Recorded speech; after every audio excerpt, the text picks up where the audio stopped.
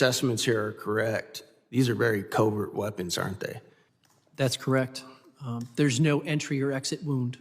How they're designed is to make the target feel like they're crazy, like they're imagining things. And you guys also said that these attacks are happening right here in this city. Is that correct? I mean, there have been some that have gone public with respect to Washington, D.C. I think it was Mr. Grozev said you spoke to a Russian agent who said that they believe that Americans are using these same weapons on them. Is that correct? That is correct. Might that have something to do with part of the CIA's motive to cover up the existence of this tech and these weapons? That is a very logical possibility. Thank you. Mr. Chairman, I yield back. The gentleman yields. The chair now recognizes the gentleman from New York, Mr. Goldman, for his round of questioning. Thank you, Mr. Chairman, and thank you to our witnesses for being here. Mr. Grozev, I want to follow up a little bit on the interactions you've had with Russian intelligence about these AHIs. And Mr. Zaid, I want to ask, and this is a hypothetical, but I'm trying to understand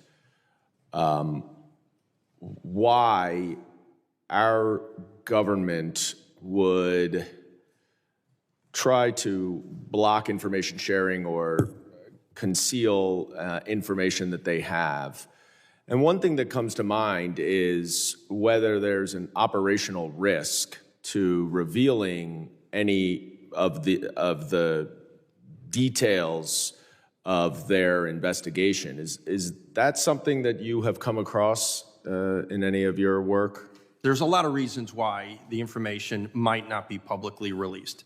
And I do think that's something we could address more in a classified environment to explain that. But there are understandable reasons why the U.S. government has not revealed much of what it knows. There's some long-term things that needs to be done in terms of new acts. But in the short term, we need to do things like implement the original Havana Act. Yeah. DOD still hasn't done it. They still have not implemented the Havana Act. And we need a VA diagnostic code. Thanks to the VFW brothers and sisters that are here today and for your meeting earlier, we don't have a VA diagnostic code for the 500-some DOD survivors. Yeah. How are they going to get long-term care and disability without that?